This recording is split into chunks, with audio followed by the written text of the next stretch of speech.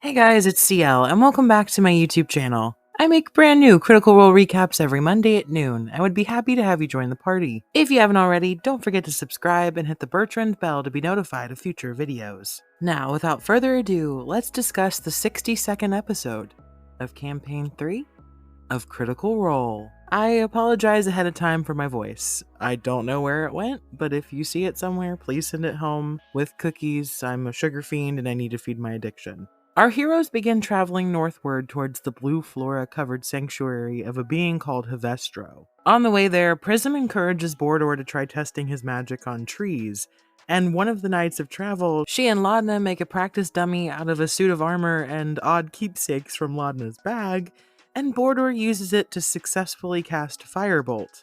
Good for him.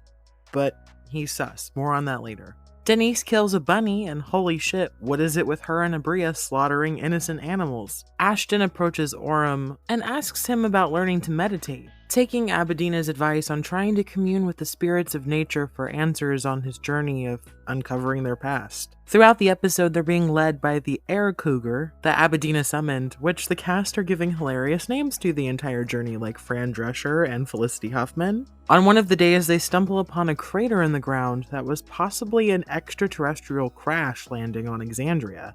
Under some overgrown vegetation, they find a petrified body of a Githzerai, an astral sea creature, which is interesting because if I'm correct, the only Githzerai we've ever seen in the world of Exandria is Bob from one of the Vox Machina one-shots. Though we don't know where it came from or why it crash-landed, they do find a metallic hematite-like band on the finger and identify it as a ring of volcanic flesh that gives a +1 to armor class and allows you to expend the charges to inflict or reduce fire damage. And Ashton swoops that up as a nice buff. We have an interesting conversation where we find that Prism might have her mother mad at her for not telling her about the Cobalt Soul. She actually left the Shadow Realm without a word, but felt it was too big of an opportunity to pass by. Laudna agrees, saying her mother wanted the same for her to be like Prism and expand her horizons.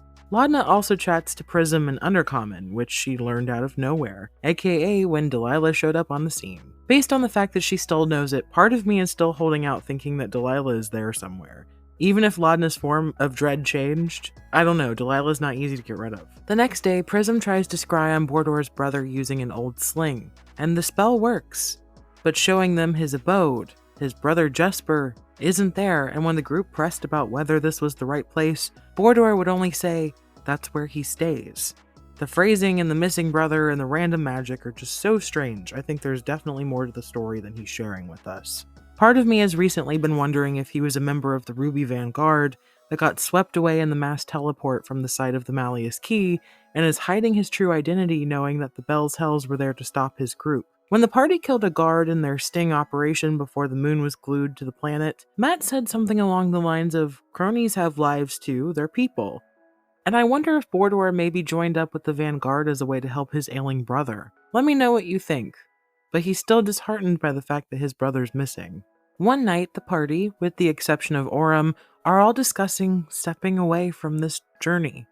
That a godless world wouldn't be so bad. That the only reason they're not stopping is that lewdness is a shathid and needs to be stopped no matter whether the gods are there or not. Orem reaches out and prays to who we assume is either the Wild Mother or maybe Will by extension. I wasn't entirely clear on that. He seems a little upset with what everyone's saying, but doesn't vocalize it to them. Also, Denise stole something.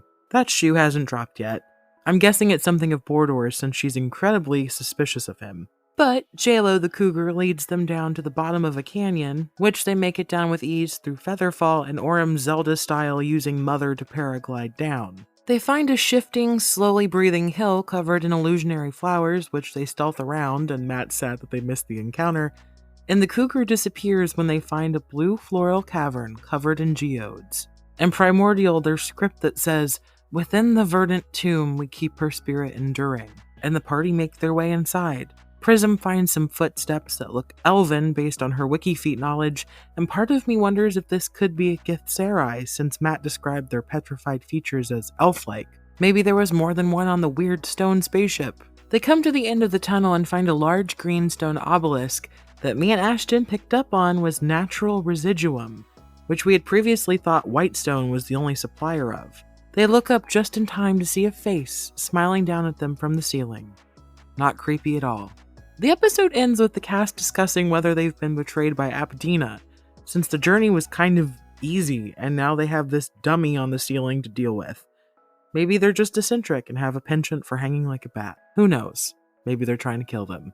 I can't wait to find out next week. Don't forget to like and subscribe and check out my recaps of Campaign 3 on my channel.